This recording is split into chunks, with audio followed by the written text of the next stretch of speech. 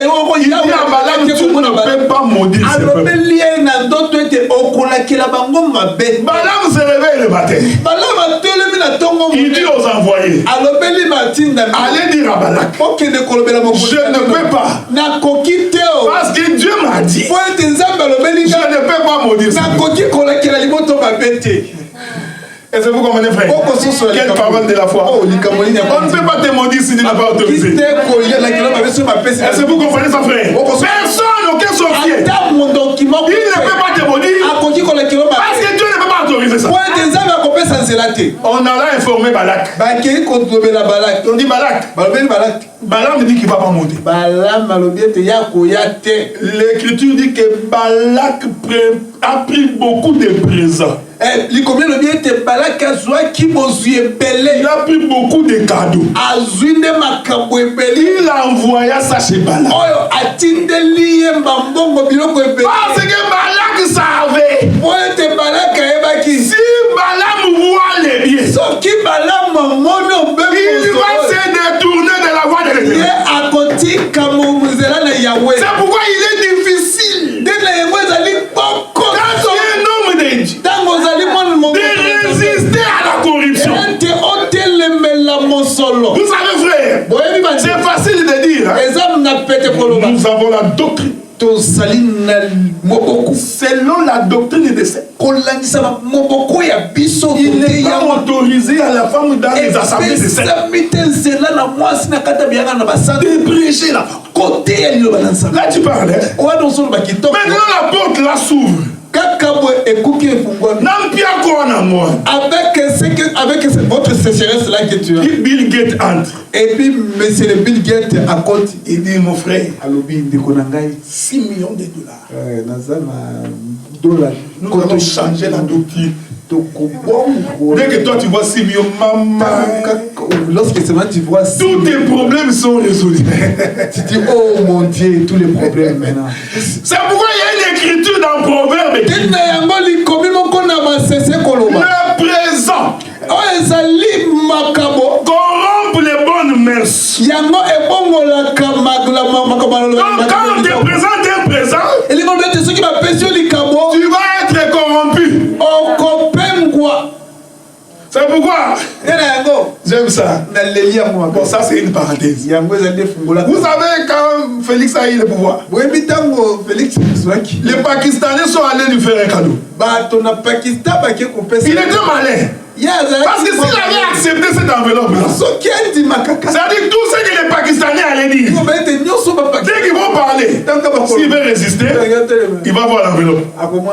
L'enveloppe va te dire, attention, attention. Parce qu'il est corrompu.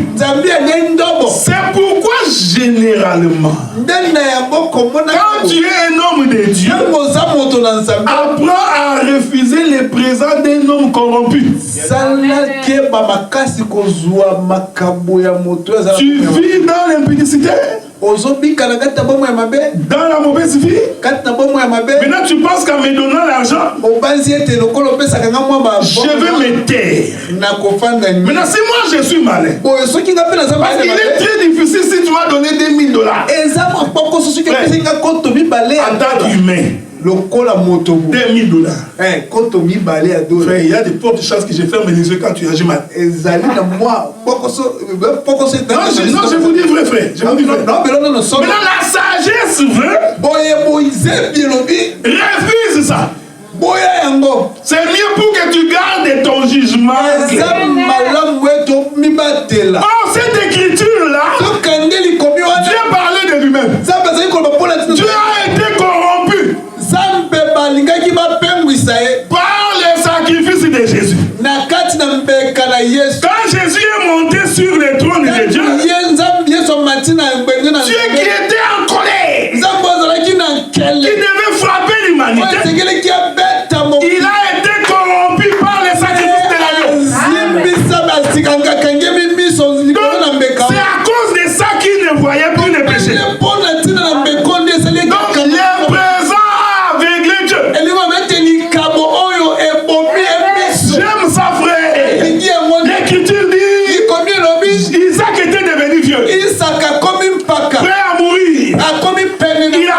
Esaü. Esaü va. Trouve-moi à manger et je vais te bénir. Pendant que le père parlait au fils aîné, la maman écoutait. Parce que les mamans ont l'habitude d'écouter derrière la porte. Derrière la porte ne veut pas dire seulement derrière la porte. Même quand je cause avec le pasteur Hazard, elle est là-bas. Tu veux elle écoute toujours derrière la porte.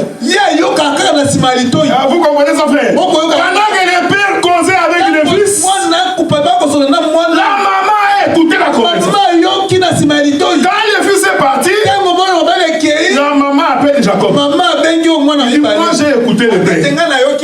Maintenant, comme c'est moi qui prépare pour le père, tu vas me laisser préparer la nourriture. Et je vais te donner pour aller donner au père. La Bible dit ceci. Jacob prit la nourriture. Il se présenta devant le père. Regardez comment Jacob est en train de corrompre le père. Il se présente devant le père. Pendant ce temps, il a mis les vêtements de son frère. Le père dit, il mange d'abord. C'était une erreur qu'Isaac a mangé. Isaac mange. Après, il dit, approche que je sente ton odeur. Pendant qu'il sent l'odeur, il dit, tu sens l'odeur des arbres. Le fils premier. Même quand je te touche, parce qu'on avait mis la peau de l'animal sur Jacob. Il dit, même quand je te touche, je sens le corps du fils premier. Est-ce que vous comprenez? Donc le père a confessé que c'est lui qui sent ici. Qu'on sent l'odeur. C'est le fils premier. Même quand je touche, c'est le fils premier. Oh, le fils premier de Dieu, c'est le Seigneur Jésus-Christ. Donc c'est lui qui s'approche du Père. Le Père sent l'odeur du fils premier. Mais quand il écoute la voix, il sait que c'est Jacob. Il dit, mais quand tu parles, c'est Réma qui parle. C'est Olivier qui parle. Mais j'ai des difficultés. Quand je sens l'odeur, ce n'est pas l'odeur de Réma. Ce n'est pas l'odeur d'Olivier. C'est l'odeur du fils premier. Vous comprenez que quand nous nous présentons devant le Seigneur, en réalité, Dieu nous exauce à cause de Jésus. Donc c'est le sacrifice de Jésus qui a fermé les yeux du Père. Pour que le Père ferme les yeux. Parce que je vous informe, frère, si ça ne dépendait que de Dieu, personne d'entre nous n'ira au ciel. Parce que nous péchons tous d'une manière ou d'une autre. Aucun homme ne peut se tenir devant Dieu et dire que je suis un homme juste. Car l'Écriture dit qu'il n'y a pas un seul juste sur la terre. Pas même un seul. Mais si le Seigneur nous agrée, c'est parce que le sacrifice du Fils a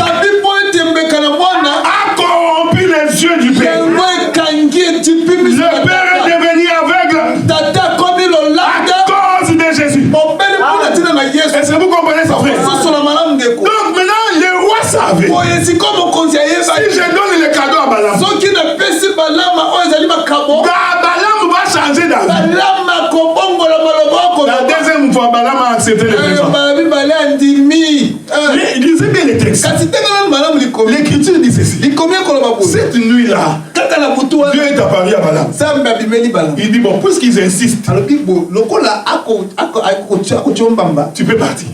Lisez les textes. C'est Dieu qui a dit à Balaam pour qu'ils insistent. Va. Maintenant Balaam avait l'autorisation pour nous sommes en train de prêcher. Hein? Il monte sur l'âne. Pendant qu'il se met à chemin, le même Dieu qui l'avait envoyé, il avait autorisé, envoie un ange. L'ange apparaît devant l'âne. Il prend son épée, il met comme ça.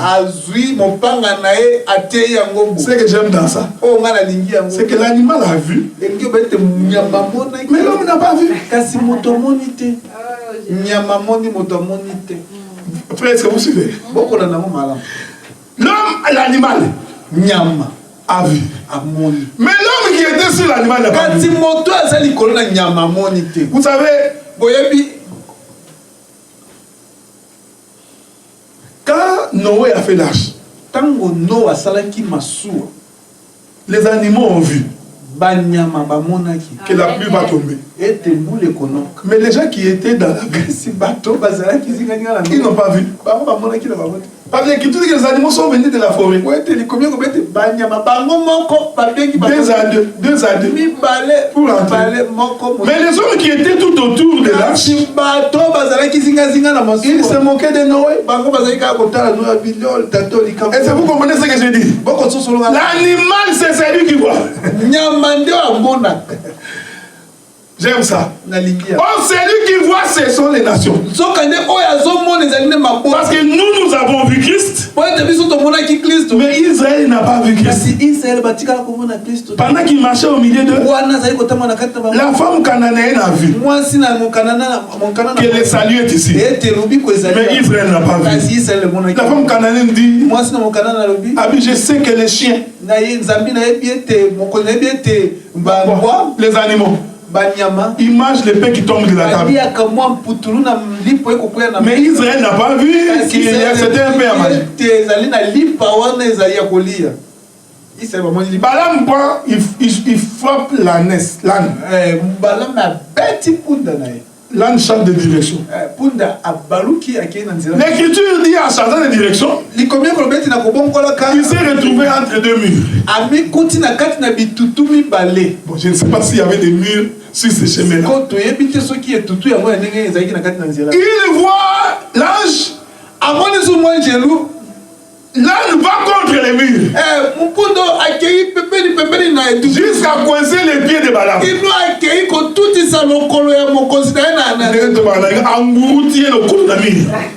Il a vraiment coincé dans le mur. Exactement. Bongo. Non, c'est pas fini. Et sous quitté. Balaam frappe encore l'âne. L'écriture dit que la 3e fois, l'âne est tombé sur Balaam. Alors là, Balaam est en colère. Qu'est-ce qui motive Balaam? C'est le présent. Donc le fait qu'il avait eu l'argent, donc il est décidé, il faut qu'il aille. Vous savez bien aimé dans le Seigneur, quand Dieu frappe quelqu'un d'aveuglement, il persévère dans la têtuesse. Même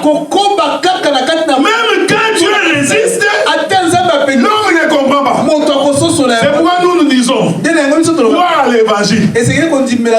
Croire à l'évangile, c'est un don qu'on reçoit de Dieu. Parce que si Dieu ne te donne pas la grâce, tu ne croiras pas. Est-ce que vous comprenez ce que je dis? Balaam s'entêtait. Parce qu'on lui avait promis l'honneur.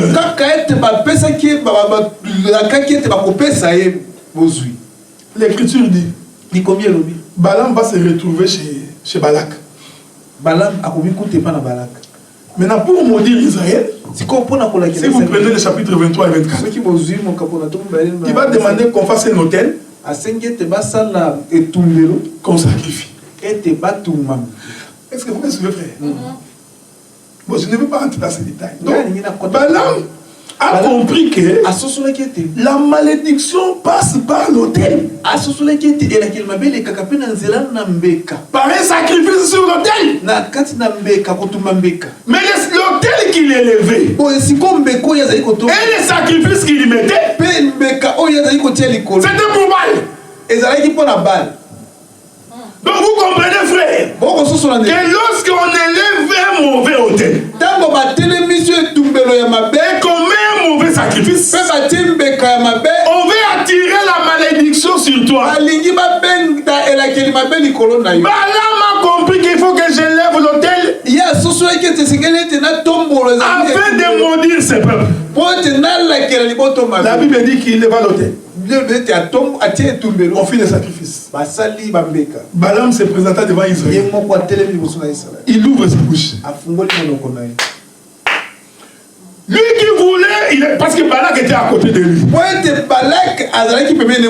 Mais il attendait. Bien aimé dans le Seigneur. Le diable peut se tenir, voir comment tu vas tomber. Mais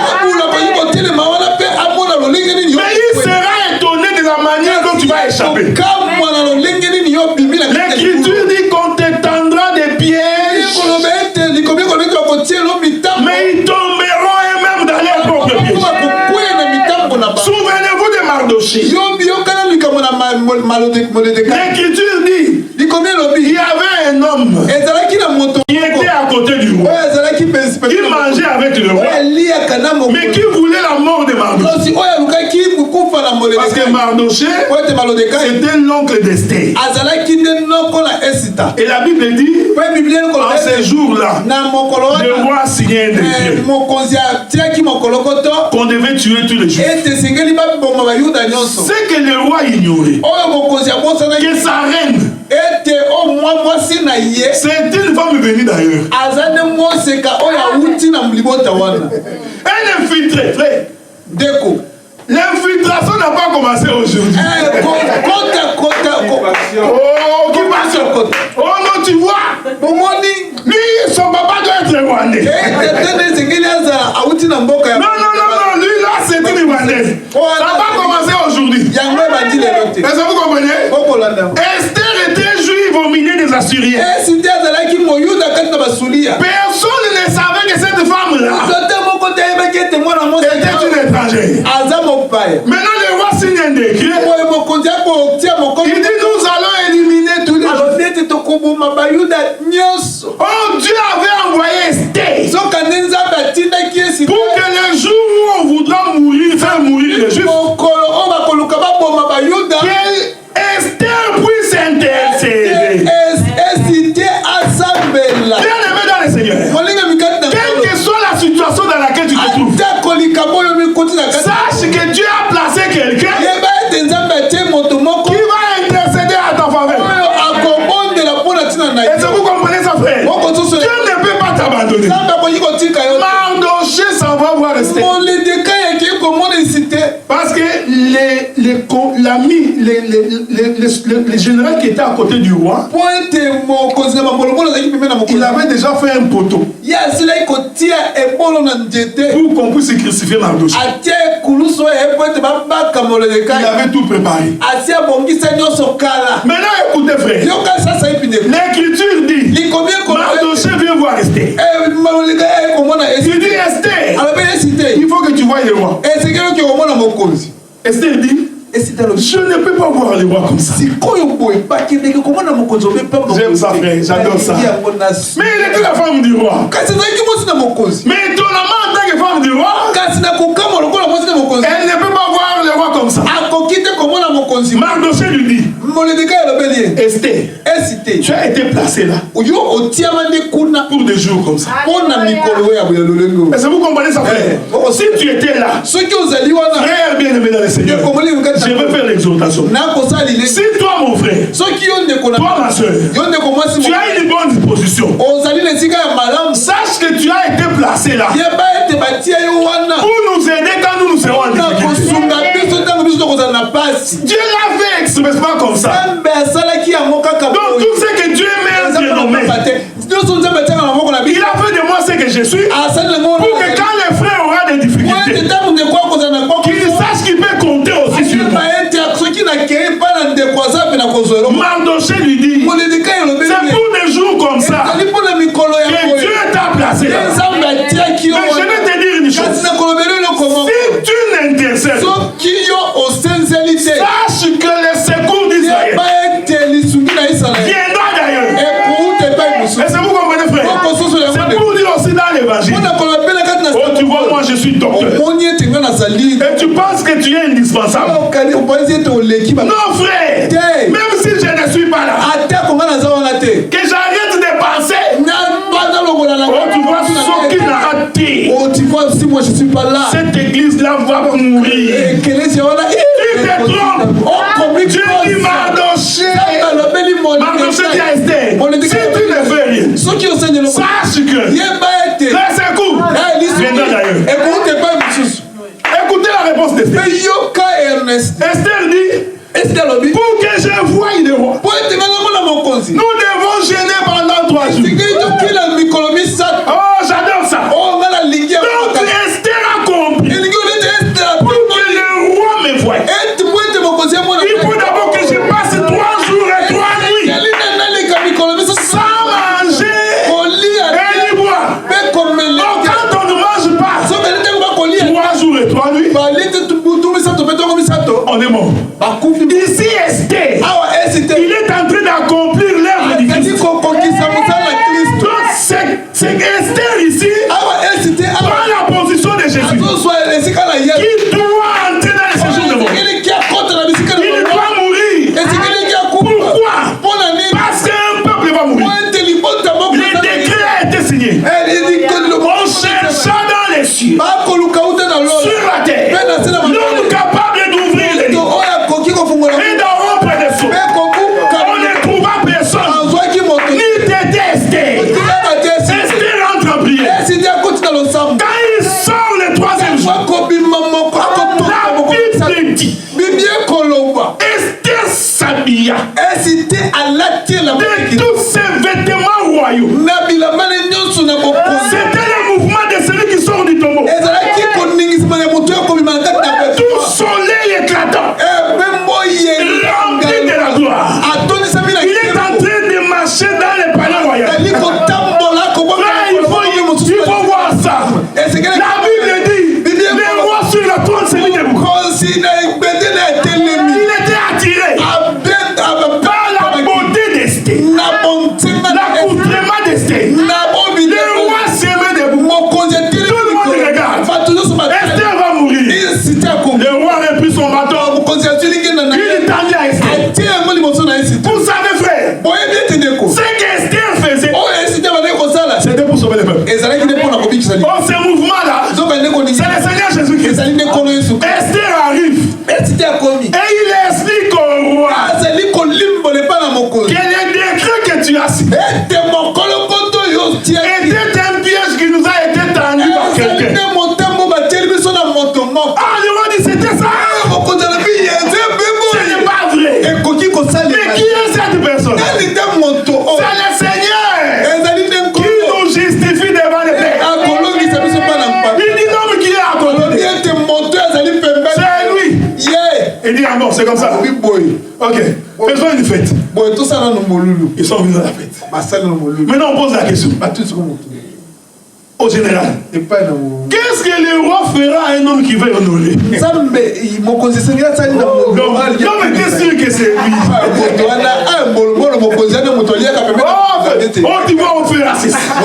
On va l'habiller de vêtements. On le fera monter sur un cheval. Et tout le monde va s'incliner. Il dit récupère Mardoché. Oh, Mardoché, c'est tout un peuple. C'est nous. Le diable voulait que nous puissions mourir. Mais Dieu nous a justifiés et il nous a donné la gloire. Est-ce que vous comprenez ça, frère? Donc cet homme de Balaam, il n'a pas compris. Il ouvre sa bouche. Au lieu que la malédiction sorte. La malédiction sorte. C'est pourquoi je vous avais dit dimanche passé. Si tu es de Dieu, l'Écriture dit toute malédiction sans cause. Je vais venir là-bas. J'ai dit là-bas. Toute malédiction sans cause et sans effet. Ah, donc j'ai compris. Donc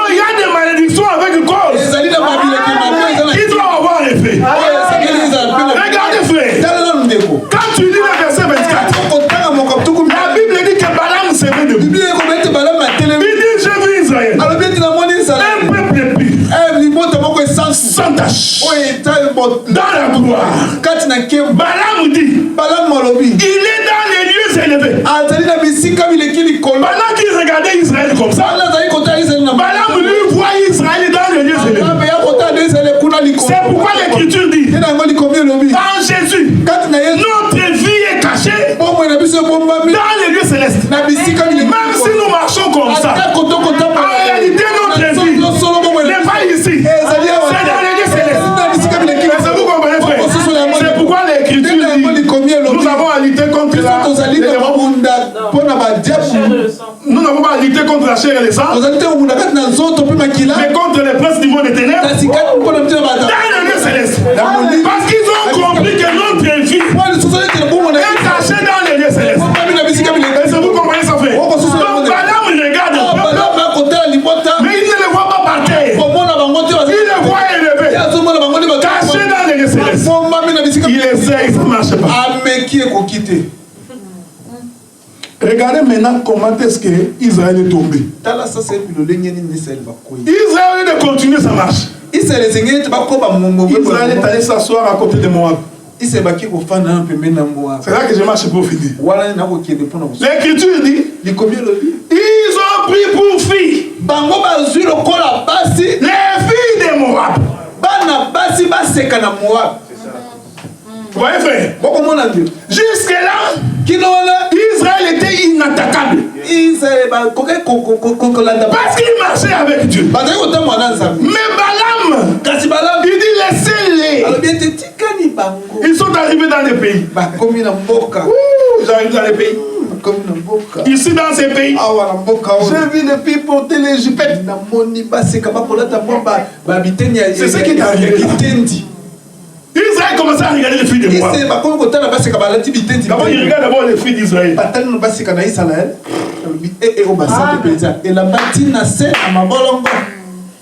Moi, j'ai cherché une Moabite. Quand il met le rouge à lèvres, de loin, tu vas voir la beauté.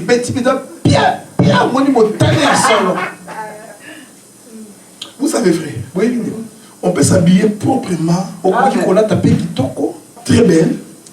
Mais il y a des manières quand tu t'habilles seulement. Tout le monde va dire ça, c'est comme une prostituée. Donc tu mets une jupette ici. Maintenant tu mets les talons là. Comme ça, non. Tu commences à marcher comme ça. Tout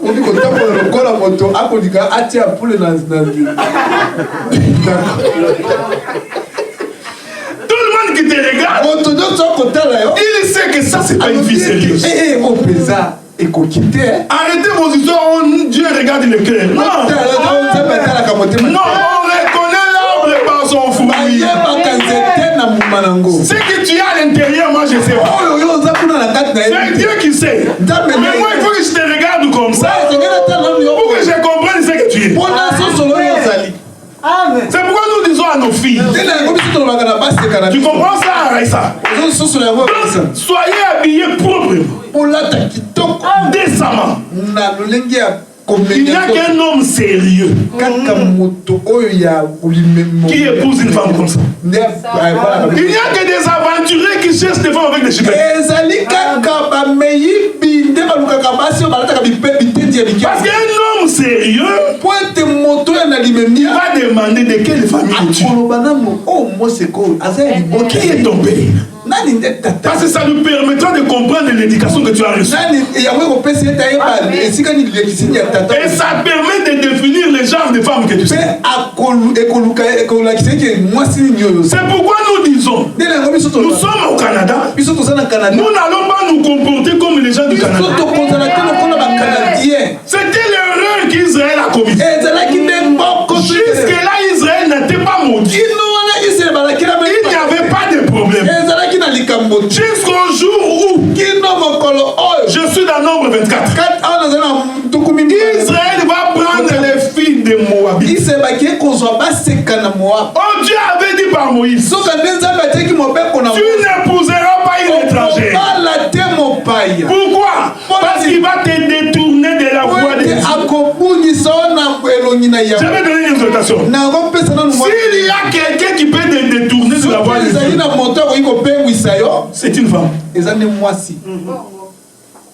Il n'y a que la femme. Frère, vous savez, il y a déjà des mots. Vous ne connaissez pas la femme, hein? Il n'y a que la femme qui peut te détourner de la voie de Dieu. C'est pourquoi Dieu veillait pour qu'Israël épouse une fille juive. Parce qu'il savait qu'il y a la puissance dans une femme.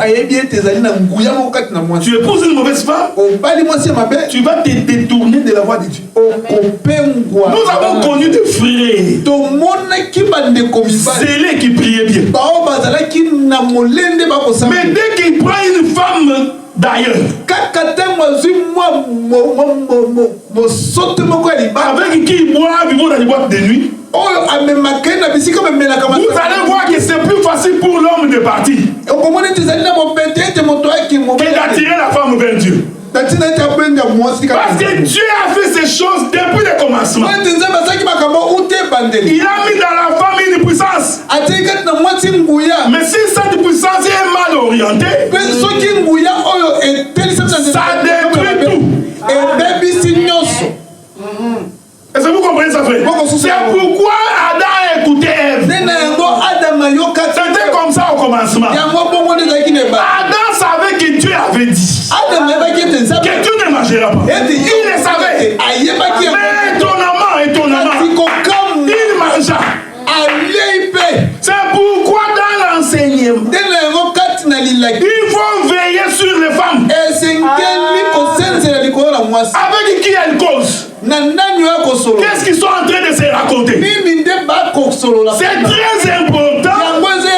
Parce que cette femme peut te détourner de la voie de l'Éternel. Akab, il était de la tribu de Juda. Mais qui a détourné le cœur d'Akab? Jézabel.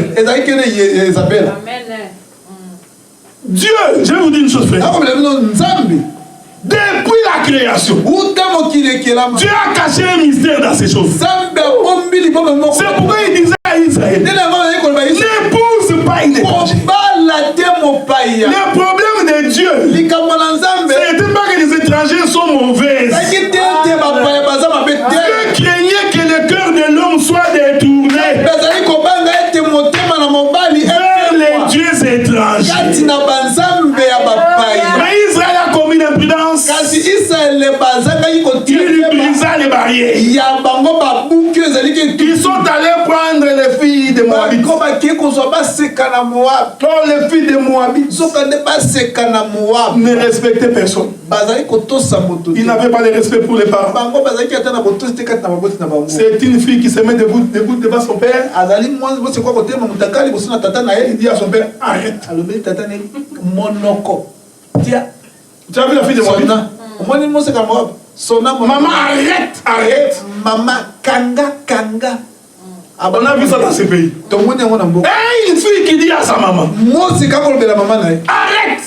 Alors que l'écriture dit, enfant, obéissez à vous. Ceci est attaché à une promesse. Pour que tu vives longtemps sur la terre. Mais à Moab, on dit à l'enfant, si tu n'es pas d'accord avec le père, dis-lui arrête. Nous regardons la télé, nous voyons une maman qui pleure.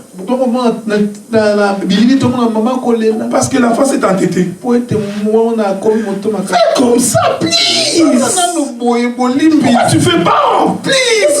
Donc, la maman supplie là. Le monde en envers. Ça, c'est la Moabite. Il trouve que c'est correct. Maman, attention. Je vais appeler la police.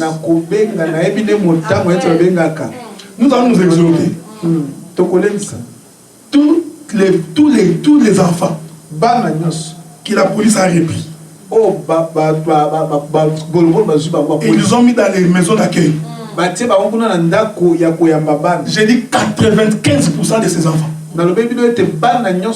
sont soit prostitués, soit dans la drogue. Il n'y a personne qui réussit. C'est un plan du diable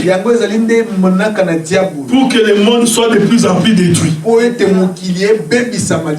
bien, on finit par là. Donc vous allez comprendre, les enfants d'Israël ont pris des Moabites. L'Écriture dit que quand ils ont seulement pris les Moabites, la malédiction les a atteints. Est-ce que vous suivez, frère? La malédiction est entrée dans le pays à cause de la conduite. C'est pourquoi j'avais dit la malédiction sans cause et sans effet. Mais si tu te retrouves dans le plan de l'ennemi, c'est que le diable dira va t'atteindre. Est-ce que tu comprends ça, frère?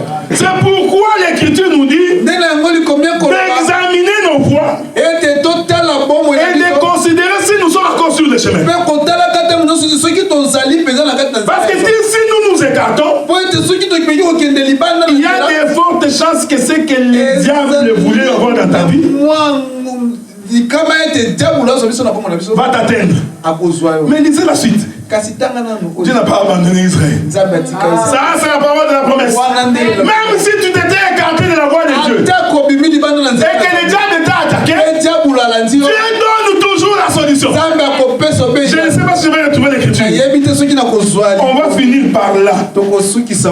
Nombre chapitre 24, je crois. Nombre chapitre 24.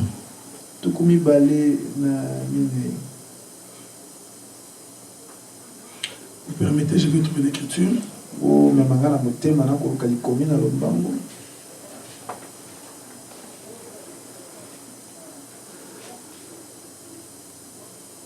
Je crois que c'est le nombre 25.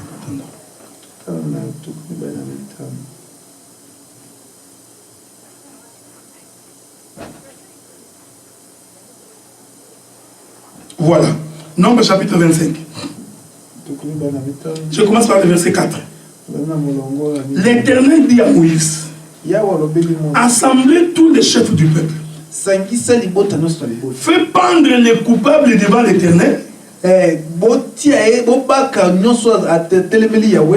en face du soleil, afin que la colère ardente de l'Éternel se détourne d'Israël. Je ne suis pas en train d'enseigner. On reviendra plus tard. Moïse dit aux juges d'Israël que chacun de vous tue de ces gens qui se sont attachés à Baal. Donc est-ce que vous suivez ça, frère? Donc toute personne qui s'était attachée à Baal, parce qu'en prenant les femmes étrangères, il y a eu des gens qui se sont mis à adorer Baal. Maintenant, Dieu dit à Moïse de dire que chacun va chercher celui qui s'est attaché à Baal et il va les tuer. C'est comme si je suis dans ma maison. Je donne un exemple. Michel s'est attaché à Baal. Je vais aller tuer Michel. Vous voyez qu'ici, là, Dieu cache beaucoup de mystères. Regardez, je continue. L'Écriture dit, c'est le verset 6 qui m'intéresse. Voici un homme des enfants d'Israël vint, amenant ses frères, amenant vers ses frères une Madianite sous les yeux de Moïse et sous les yeux de toute l'assemblée des enfants d'Israël, tandis qu'il plairait à l'entrée de la tente d'assignation. À cette vue, Finé, fils de Léazar, fils du sacrificateur Aaron, s'éleva du milieu de l'assemblée. Il prit une lance dans sa main. Il suivit l'homme d'Israël dans sa tente. Il les perça tous les deux. L'homme d'Israël, puis la femme par le bas ventre.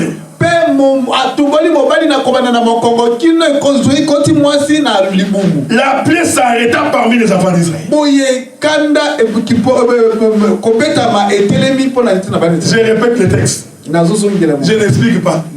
Parce que je vous ai dit que nous prêchons, nous n'enseignons pas. Pendant qu'Israël pleurait, l'Écriture dit, Dieu dit à Moïse, dit aux enfants d'Israël, vous allez récupérer tous les gens qui se sont attachés à Baal.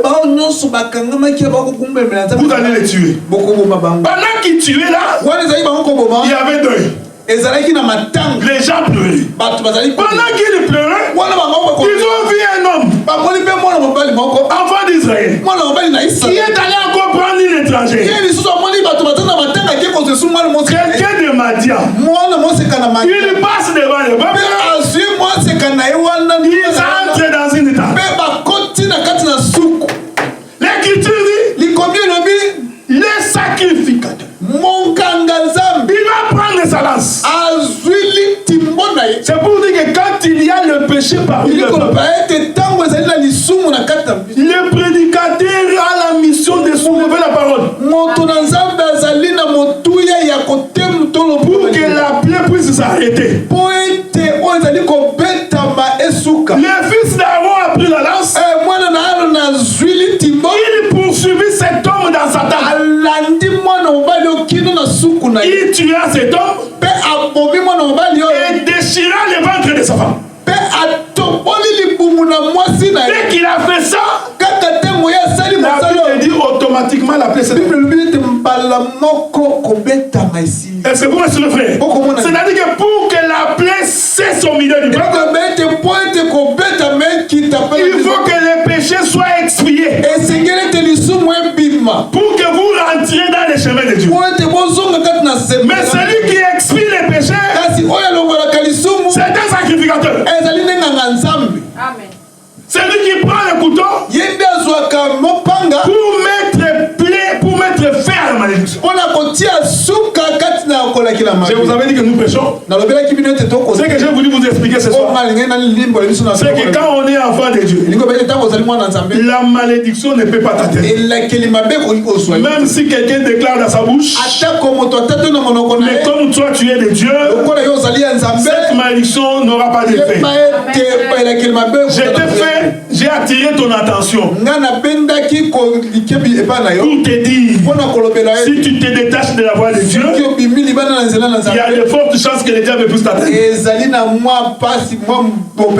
Mais tu as l'espérance que même si le diable t'atteint, l'Éternel ne peut pas t'abandonner. Il prévoit toujours une voie de sortie. Il prévoit toujours un chemin par lequel tu dois sortir. C'est pourquoi j'ai évoqué Esther. Pour dire que même quand Israël était en difficulté, Esther était là pour intercéder. Le dimanche avant, je vous avais dit, quand on a pris Lot, un hébreu s'est échappé pour aller intercéder auprès d'Abraham. C'est pour vous dire, dans toutes les situations, quels que soient les problèmes, l'Éternel ne peut pas t'abandonner. C'est pourquoi quand tu pries et que tu as la connaissance, tu peux maintenant prier. L'Éternel Dieu, de la même manière que tu as empêché Balaam pour ne pas maudire Israël, tu es le même Dieu qui va empêcher que mes ennemis me maudissent. De la même manière, ô Éternel, que Israël s'est retrouvé dans les péchés et que tu as prévu une voie de sortie au moyen du sacrificateur. Je sais que même quand je suis en difficulté, tu ne peux pas m'abandonner. Est-ce que nous pouvons nous mettre debout pour prier? Je veux que tu pries le Seigneur et que tu dises